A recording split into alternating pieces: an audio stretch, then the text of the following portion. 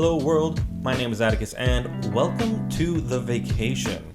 If you follow the break room, you may be aware that I have a pseudo-vacation coming up where I'll be able to relocate from the facility but will still have to work. It'll be a nice change of pace, but it does mean I have 1 week fewer to make this month's video. And unfortunately the script has stalled on me. So we're going to be doing something a little different this month. Not that this channel has been particularly thematically consistent, but you get the point. Today we'll be providing our bustling and busy viewers with a brief overview of everything shown at E3 this year, and what we here at Project MUTT think about it. Starting with Thursday and making our way to Tuesday, we begin with the Summer Games Fest. We had a strong start with the first presentation, and I even thought to note down a few games I'm looking forward to. That happened for the first and last presentation. I did not plan well for this. I did not plan at all. There was a lot announced in this first batch, so if your tastes do not exactly align with mine, it might be worth checking out on your own. But it's also like 3.5 hours long, so here were the highlights. There was a Tiny Tina's Wonderlands announcement, which I am sure is exciting for my Borderlands fans. It seems like it incorporates D&D elements. A character who I can only assume to be the titular Tiny Tina says, "Roll for initiative" at the end of the trailer, so that's neat. I've not played the Borderlands games, and I don't plan to start just yet. Next, there's a director's cut of Death Stranding coming up, another game I've not played, but I know people who might want to know this. Salt and Sanctuary is getting a sequel called Salt and Sacrifice, and I enjoyed my time with the first one, so I'll probably check this one out. It has grappling hooks and real big wizards. Solar Ash still looks really cool, and I'm looking forward to that. I've always wanted to ice skate across a sizable bird. Tales of Arise and Planet of Lana are also games which have found their way onto my radar. I tried a Tales game once and really didn't like it. But I'm hoping I just didn't give it a fair shake because I usually like JRPGs and it was a game feel thing, so hopefully whatever it was I didn't like has been iterated out. Planet of Lana just looks neat and I love the aesthetic. Finally, the last big announcement of the day went to Elden Ring. We have, at long last, more info, some gameplay, and a release date. Everyone I've excitedly told about the trailer to has responded the same way. What's Elden Ring? So if that's you, Elden Ring is the next game from the creators of Dark Souls, From Software. They announced it like 2 years ago with a cryptic trailer that revealed George R.R. Martin helped with the lore, and then we heard nothing else. Until now. And it's coming out even sooner than I had hoped. For whatever reason, whenever I think of a potential release date for a game, it's in the middle of March. Until the release date of January next year was revealed, I figured March of next year was the best case scenario, and I'm glad to see that FromSoft is more optimistic than I. So that was Thursday. On to Friday. I don't think I watched any of E3 on Friday.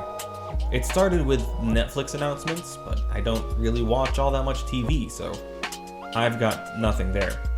We also had the Summer of Gaming event from IGN though, and I didn't watch that either. But for you, dear viewer, for you, I went and skimmed through it and found some gameplay of Kena. Or Kena.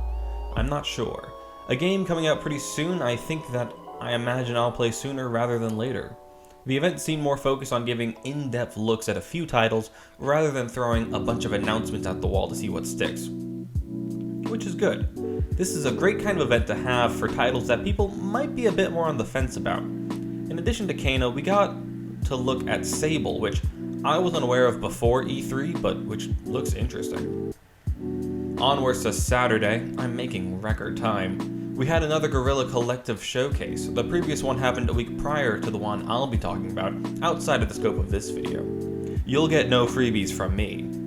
At this Guerrilla Collective, we saw a number of indie titles, but like with Friday, I didn't really watch much of the Saturday events.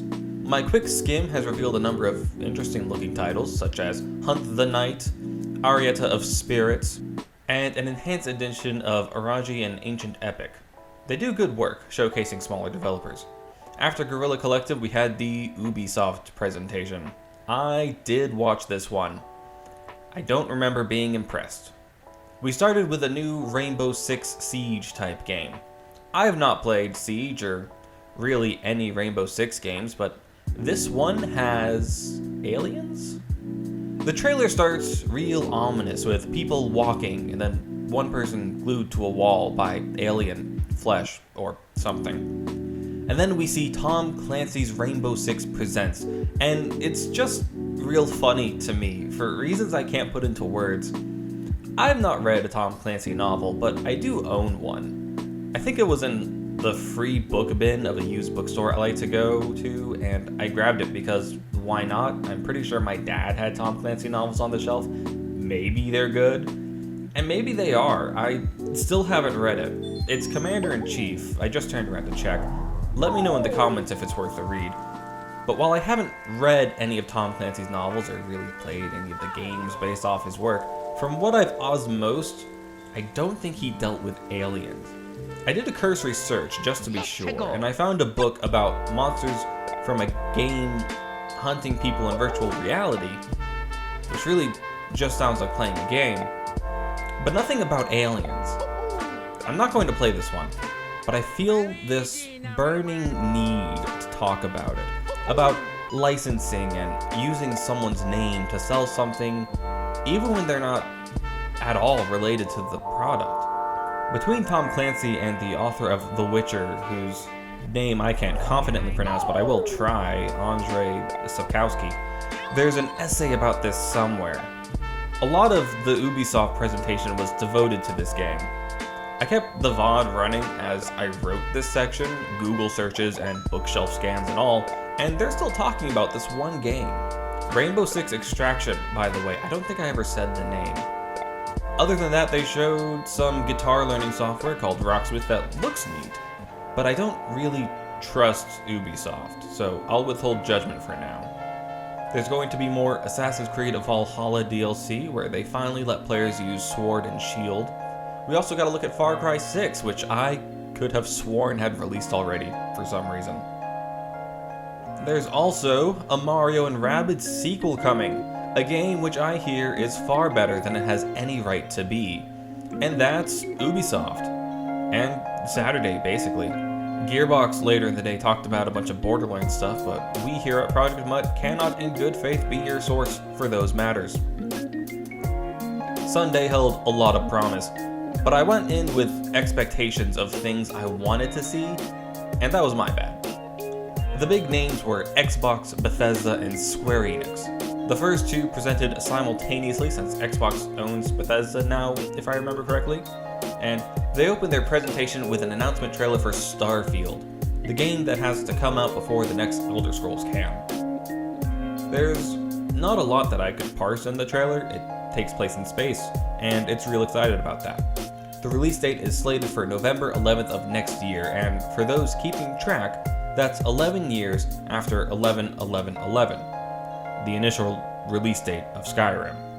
Which leads me to believe that Starfield will be Skyrim in space with no difference between the two, other than setting. I will probably play this game. They also showed a trailer for 12 minutes, which looks really cool, but this trailer didn't really get into any of the cool parts. We also saw some Psychonauts 2, and I hope I could play this one without having played the first, because I don't know how to play the first, and I am not willing to learn. There was some Halo Infinite news, but much like with Borderlands, I've never really played the Halo games. The Outer Worlds 2 got a trailer, which was fantastic. I would recommend checking it out. I didn't know what the trailer was for until the title screen came up, and given how the trailer was presented, I think that's both intentional and really cool. Unfortunately, we did not get any news on Fable or Avowed, the two titles I was most looking forward to, but that's alright. Despite the fact that games can be updated after release, I still prefer developers take their time than rush out a title. Onwards to Square Enix. On the whole, I don't think it was technically a bad presentation, but a lot of it was focused on a new Guardians of the Galaxy game, which is not something that I personally am interested in. They then went on to showcase new DLC for the Avengers game and announced a few other things.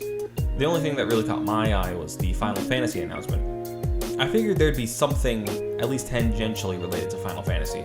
Either a new trailer for 16, a trailer for Episode 2 of the 7 remake, info on the next Kingdom Hearts game, or the rumored Final Fantasy Origins.